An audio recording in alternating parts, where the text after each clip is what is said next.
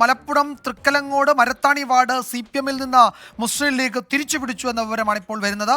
Marathani ward UDF സ്ഥാനാർത്ഥി ലൈല 519 വോട്ടിനാണ് അവിടെ നിന്ന് തെരഞ്ഞെടുക്കപ്പെട്ടത്. വിപിൻ സി വിജയൻ വിവരങ്ങൾ നൽകും. വിപിൻ, എന്തൊക്കെയാണ് വിവരങ്ങൾ?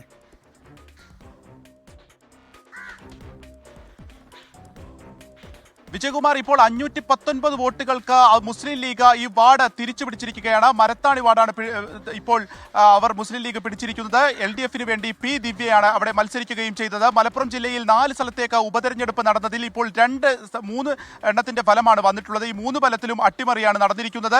അതിൽ മഞ്ചേരി ഡിവിഷനിലേക്കുള്ള മഞ്ചേരി നഗരസഭയിലെ കരുവമ്പ്രം ഡിവിഷനിലേക്ക് നടന്നതിൽ UDF LDF-ൽ നിന്ന് അത് പിടിച്ചെടുത്തു. ഒപ്പം തന്നെ ഈ മരത്താണി വാർഡും UDF പിടിച്ചെടുക്കുകയുണ്ടായി. ആലങ്കോട് നടന്നിട്ടുള്ള പെരുമുക്കിലേക്ക് നടന്നിട്ടുള്ള മത്സരത്തിൽ LDF-നാണ് വിജയിച്ചിരിക്കുന്നത്. ഇവിടെ 410 വോട്ടുകൾക്കാണ് UDF-ൽ നിന്ന് LDF ഈ വാർഡ് പിടിച്ചെടുത്തിരിക്കുന്നത്. ഇനി വരാനുള്ളത് മഞ്ചേരി തൃക്കലങ്ങോട് ഡിവിഷന്റെയാണ്. ജില്ലാ പഞ്ചായത്ത് തൃക്കലങ്ങോട് ഡിവിഷന്റെ ബലമാണ് വരാനിരിക്കുന്നത്. അതിലിപ്പോൾ 2ാം റൗണ്ട് പൂർത്തിയാകുമ്പോൾ 2200 വോട്ടുകൾക്ക് അത് UDF നിലനിർത്തും എന്നുള്ള നിലയിലേക്കാണ് ഇപ്പോൾ പോകുന്നത്. അവിടെ ഇഞ്ചോടിഞ്ച് മത്സരമാണ് നടന്നത്.